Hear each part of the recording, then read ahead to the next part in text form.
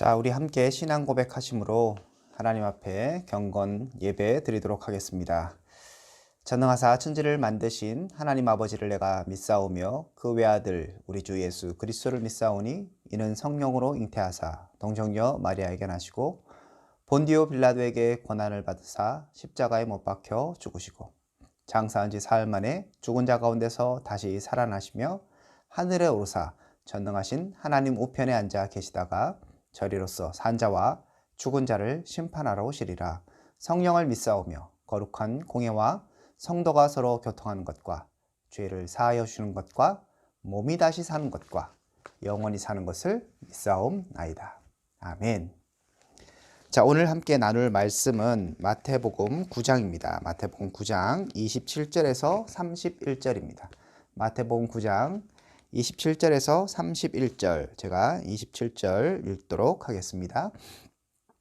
예수께서 거기서 떠나실새 두 맹인이 따라오며 소리질러 이르되 다윗의 자손이여 우리를 불쌍히 여기소서 하더니 예수께서 집에 들어가시매 맹인들이 그에게 나아오거늘 예수께서 이르시되 내가 능히 이 일을 할 줄을 믿느냐?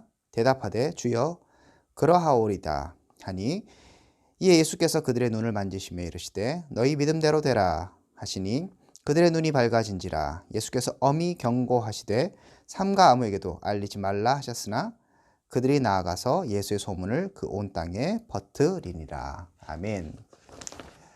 자, 오늘 말씀은 여러분 잘 아시는 두 명의 맹인이 앞을 보지 못하는 사람이 예수님 앞에 치유를 받는 사건입니다. 저는 오늘 이제 이 말씀에 특별하게 이 사람들의 치유 사건 요것에 초점을 맞추기보다는 그 뒷부분을 좀 더 관심을 갖고 살펴보았으면 좋겠습니다. 오늘 말씀은 그들이 예수님께 나왔고 그들이 원하는 대로 눈을 뜨는 그런 사건입니다. 그런데 예수님께서 그렇게 사람들을 치유하신 후에 분명하게 말씀하시는 것이 있습니다. 그 부분이 30절에 나오죠. 그들의 눈이 밝아졌고요. 그 결과로서 사실은 여기에서 본문이 끝나면 가장 자연스러울 것 같은데 예수님께서 어떤 경고를 하십니다. 예수께서 엄히 경고하시되 삼가 아무에게도 알리지 말라 이렇게 경고를 하셨습니다. 사실 이런 경고는 여러 많은 그런 기적 이후에 예수님께서 많은 사람들에게 하셨던 경고와 일치합니다. 오늘 본문에서도 예수님께서 이 두 사람에게 분명한 경고를 하십니다.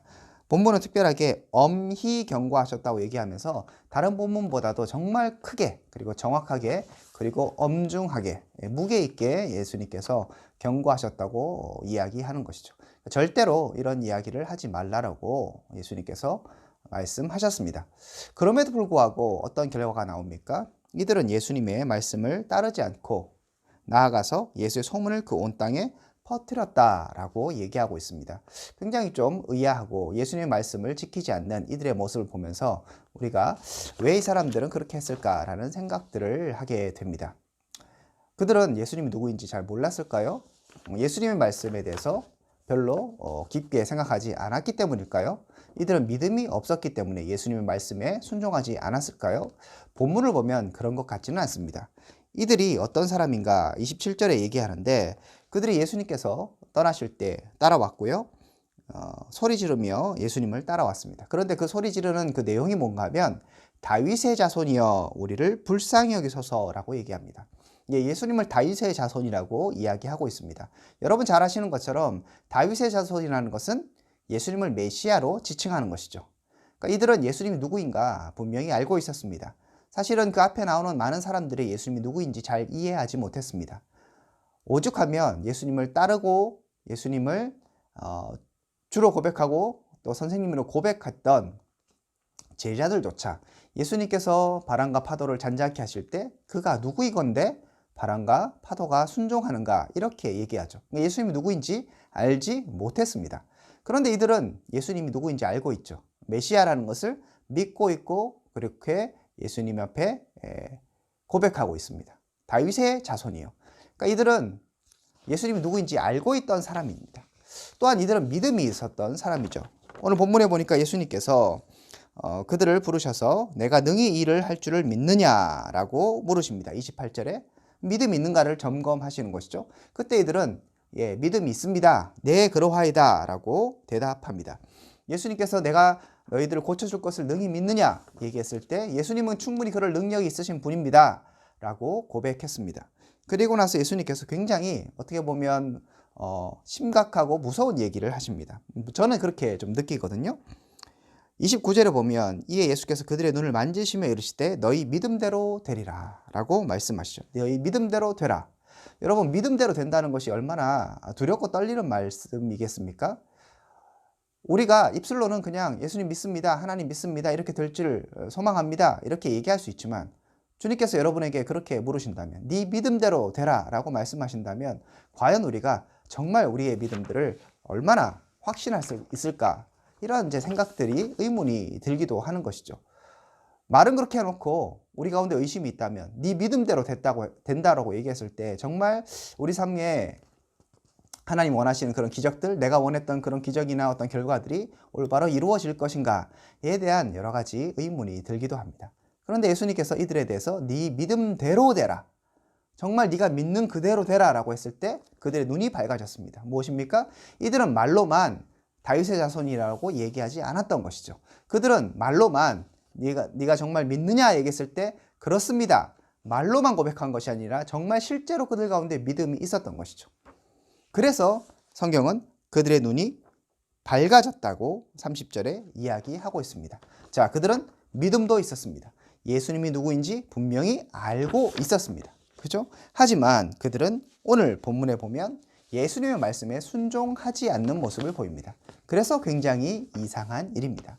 여러분, 특히나 예수님께서 이 부분을 얼마나 중요하게 생각하셨든지, 그러니까 나가서 알리지 말라는 이 부분을 얼마나 중요하게 생각하셨든지 28절에 보면 예수님께서 집에 들어가셔서 이들을 고치십니다.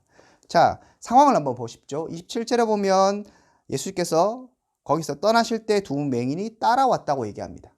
맹인이 어떤 사람들입니까? 보지 못하는 사람들입니다. 보지 못하는 사람들이 예수님을 따라온다는 것이 쉬운 일입니까? 어려운 일이죠. 그들이 또한 어떻게 하면서 따라왔습니까? 소리를 지르면서 따라왔습니다. 굉장히 사람들의 이목이 집중되는 그런 일이죠. 그리고 그들이 그렇게 따라올 때 얼마나 어려웠겠습니까? 앞이 보이지 않는데요. 그런데 예수님은 그렇다면 그들이 그렇게 소리 질렀을 때 그들을 부르신다든지 그들에게 다가가셔서 그들의 눈을 뜨게 하실 수 있었습니다. 그런데 정황상 보면 예수님께서 그렇게 하지 않으십니다. 자, 길에서 예수님이 얼마나 오랫동안 길을 걸으셨는지는 정확하게 알 수 없지만 거기서 떠나실새 두 맹인이 따라오며 소리질러 이르되 이렇게 다윗의 자손이여 우리를 불쌍히 여기소서 하더니, 그랬을 때 예수께서 집에 들어가심에 맹인들이 그에게 나아오곤을 합니다. 자, 일정 기간 예수님께서 그냥 가신 것이죠. 이들을 고친 것은 그 길에서 한 것이 아니라 어떻게 합니까? 집에 들어가셨고 그리고 그들이 예수님께 다시 나왔던 것을 우리 본문을 통해서 확인할 수 있습니다. 무슨 얘기입니까? 예수님께서 길에서는 그들을 돌보지 않으셨다는 얘기입니다. 왜 그렇죠? 그렇게 쫓아왔고 특별히 눈이 보이지 않는 사람들이기 때문에 그들을 좀 더 돌봐주고 그들을 위해서라면 충분히 그들에게 좀 더 다가가시고 그들에게 더 많은 것들을 행해 주실 수 있었습니다. 하지만 예수님께서 그렇게 하지 않으시죠. 그리고 예수님은 집으로 들어가십니다. 왜 그러셨을까요? 저는 추측하기로 뒤에 그 이야기 엄히 경고하시며 삼가 아무에게도 알리지 말라는 이 말씀과 연관이 되어 있다고 생각합니다. 길에서 고쳐준다면 더 많은 사람들이 볼 수 있겠죠. 예수님께서는 그것을 원치 않으셨습니다. 예수님은 그래서 집 안으로 그들을 불러들이셨고 집 안에서 그들을 고쳐주셨던 것입니다. 이것처럼 예수님에게 이 사건, 그 두 맹인을 고쳐주는 이 사건은 정말 예수님이 원하시는 것은 알려지지 않는 것이었죠. 그래서 오늘 본문에서는 그냥 경고한 것이 아니라 엄히 경고하시면서 삼가 아무에게도 알리지 말라고 말씀하셨습니다. 자, 하지만 그들은 예수님의 말씀을 따르지 않습니다. 왜 그랬을까요?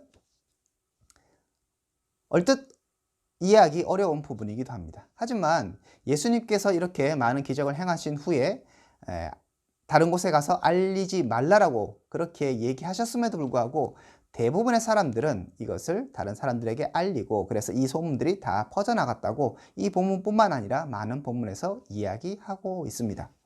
예수님의 말씀에 순종하지 않는 것이죠. 분명 믿음이 있었고요.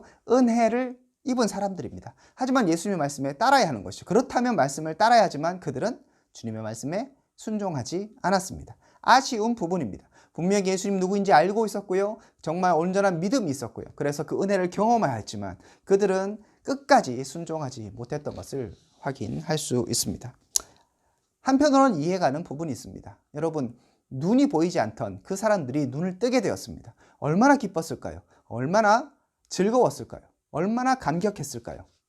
그리고 그런 상태로 이제 변화되었다면 그 주위에 있는 많은 사람들이 물어볼 거 아니겠습니까? 네가 어떻게 눈을 떴느냐? 비결이 무엇이냐? 누가 너를 고쳐줬느냐? 어떤 은혜를 경험했느냐? 이렇게 물어보는 사람도 많았을 것입니다. 그런데 예수님 말씀처럼 정말 아무 얘기도 하지 않고 알리지 않는다는 것은 사실상 쉽지 않았을 것이라고 충분히 예상할 수 있습니다. 그래서 인간적으로 봤을 때는 충분히 이들의 행동들을 이해할 만합니다. 그럼에도 불구하고 우리는 분명히 기억해야 하는 것이죠. 예수님께서 하지 말라고 하시면 하지 말아야 하는 것입니다. 하지만 그들은 순종하지 않았습니다. 사실 본문을 보면, 성경을 보면 이런 이들의 불순종에 대해서 크게 부정적으로 얘기하지는 않는 것 같습니다. 하지만 그렇다고 해서 본문이 이들이 그렇게 나가서 이야기했던 것을 긍정적으로도 말하고 있지 않습니다. 심지어 마가복음에는 똑같은 이야기는 아니고 나병 환자를 고쳐주고 나서 똑같이 얘기하시거든요. 삼가 다른 사람에게 이것을 알리지 마라 라고 이야기하십니다. 마가복음 1장 15절에 이렇게 나오는데요. 그때 예수님께서 그 얘기를 하셨을 때 어떻게 되었는가 보면 이렇게 되어 있습니다. 45절이네요. 마가복음 1장 45절에 보면 그러나 그 사람이 나가서 이 일을 많이 전파하여 널리 퍼지게 하니 그러므로 예수께서 다시는 드러나게 동네에 들어가지 못하시고 오직 바깥 한적한 곳에 계셨으나 사방에서 사람들이 그에게 나오다. 이렇게 성경이 기록하고 있습니다. 예수님의 사역에 제약을 받게 되는 것이죠. 그렇기 때문에 예수님께서 이렇게 경고하셨을 때 분명히 순종해야 했습니다. 하지만 그들은 그렇게 하지 못했습니다. 그래서 저는 이 본문을 보면서 굉장히 아쉬운 마음이 듭니다. 예수님이 누구인지 알고 있었지만, 그리고 믿음이 있었지만 끝까지 순종하지 못하는 이들. 자, 이런 이들의 모습은 사실 우리의 모습일 수 있습니다. 여러분들 가운데서도 하나님께서 주신 은혜들을 많이 경험하신 분들이 있을 줄 압니다. 그리고 수많은 사람들이 이런 은혜들을 받고 많은 이야기들을 다른 사람들에게 나누게 됩니다. 소위 말하는 간증이라는 그런 모습으로 많은 사람들에게 예수님께 받았던 하나님께서 주신 은혜들을 나누기도 하죠. 하지만 때로는 우리가 그렇게 자신이 받은 은혜를 나누는 것들에 대해서 한 번쯤은 고민해 봐야 합니다. 예수님께서는 분명히 경고하시면서 이것을 알리지 말라고 하셨습니다. 왜 그러셨을까요? 사람들은 기적 자체에 집중하기 때문입니다. 정말 다윗의 자손인 예수, 그리고 죄와 사망의 권세를 이기신 그 예수 그리스도, 부활하셔서 승리하시는 예수 그리스도에 대해서는 집중하지 않고 단순하게 눈을 떴다, 그런 기적에만 사실 집중하기 때문에 예수님은 그렇게 자신이 인식되는 것을 원치 않으셨습니다. 그래서 경고하시는 것이죠. 이야기하지 말라고 이야기하십니다. 그럼 왜 고쳐주셨을까요? 아예 안 고쳐주시면 됐는데, 그렇게 고쳐주신 이유는 예수님의 자신의 그 사역 때문입니다. 예수님께서 이 땅에 오신 이유는 그냥 병자들을 고치기 위함이 아닙니다. 왜 오셨죠? 예수님께서 스스로 말씀하시기를 죄의 문제를 해결하시기 위해서, 그리고 하나님 나라를 회복하시기 위해서 이 땅에 오셨다고 예수님께서는 말씀하셨습니다. 단순하게 병을 고치고 단순하게 기적을 베푸는 것은 예수님의 방법도, 예수님의 목적도 아니었습니다. 그런데 사람들은 어디에 집중합니까? 그 기적 자체, 그런 놀라운 일 자체에만 집중하고 정말 바라봐야 할 예수님은 바라보지 못하는 것이죠. 그런 대표적인 예가 바로 오병이어의 사건입니다. 사람들은 오병이어의 사건을 통하여서 예수 그리스도가 하늘로서 내려온 떡이며 그 만나를 다시 주시고 회복시키는 하나님의 그 은혜를 기억하고, 그리고 예수님을 다시 한번 그 메시아로서 바라봐야 했는데 그러지 못했습니다. 그냥 너희가 떡 먹고 배부른 까닭에 나를 왕 삼으려고 했다는 예수님의 지적처럼 그들의 관심은 그냥 떡 먹고 배부른 것에 있었습니다. 그들의 관심은 육체적인 것에 있었던 것이죠. 그래서 예수님은 기적을 행하신 후에 많은 사람들에게 다른 사람들에게 이것을 알리지 말라고 말씀하셨습니다. 예수님은 특별하게 이 기적을 통하여서 자신이 메시아임을 드러내시는 것이죠.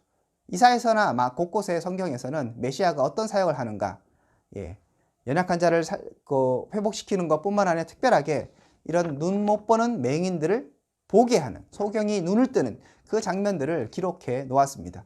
예수님께서 그렇기 때문에 이 소경을 고치신 이유는 다른 것이 아니라 자신이 하나님의 아들이며 메시아이며 너희들이 기다리는 그런 구속자라는 것을 보여주기 위해서 이 기적을 행하신 것이지, 그냥 단순하게 내가 사람을 고치는 그런 단순한 치유자다라고 이야기하고 싶지 않으셨던 것입니다.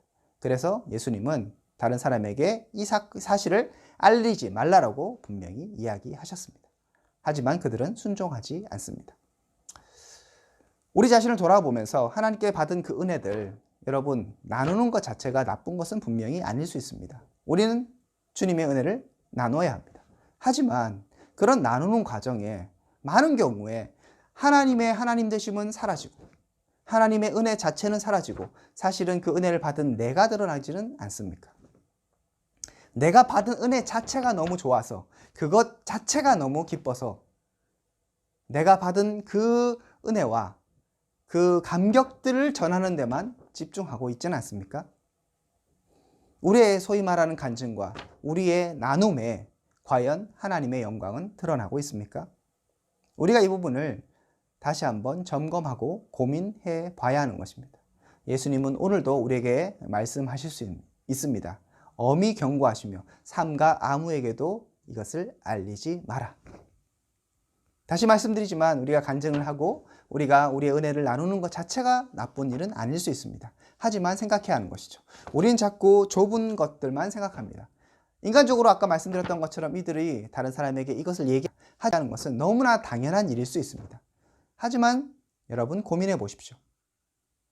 내가 받은 은혜를 나누는 것이 더 중요합니까? 아니면 하나님의 나라와 예수 그리스도의 그 계획이 실현되고 실천되는 것이 더 중요합니까?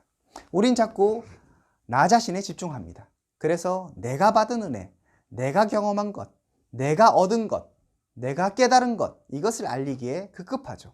하지만 때로는 침묵할 때가 필요합니다. 때로는 나 자신이 아니라 하나님의 나라를 바라볼 때가 필요합니다. 때로는 침묵하고 하나님의 영광을 드러내야 할 때가 필요합니다. 그렇게 할 때 결국 하나님의 은혜는 정말로 빛이 날 수 있고요. 하나님의 영광은 드러나게 될 것입니다. 우리 삶 가운데 이제 우리의 초점이 하나님께 있기를 원합니다. 내가 받은 것, 내가 얻은 것, 그래서 내가 기쁜 것이 아니라 하나님이 드러나고 하나님의 영광이 드러나고 하나님의 뜻이 드러나는, 그렇게 우리의 삶이 사용되는 은혜가 있기를 주님의 이름으로 축복드립니다. 함께 기도하겠습니다. 하나님 감사합니다. 우리가 좀 더 주님께 집중하기를 원합니다. 내가 받은 것, 내가 얻은 것, 내가 경험한 것이 중요한 것이 아니라 하나님의 나라와 하나님의 사역, 하나님의 영광이 더욱더 중요하고 우리가 드러내야 할 것임을 다시 한번 기억할 수 있도록 은혜를 베풀어 주시옵소서. 이제는 주 예수 그리스도의 은혜와 하나님의 사랑과 성령님의 교통하심이 오늘 말씀을 통하여서 정말 주님만 생각하고 주님의 영광만 드러내기로 결정하는 믿음의 백성들 가운데 지금으로부터 영원토록 함께 있을지어다. 아멘.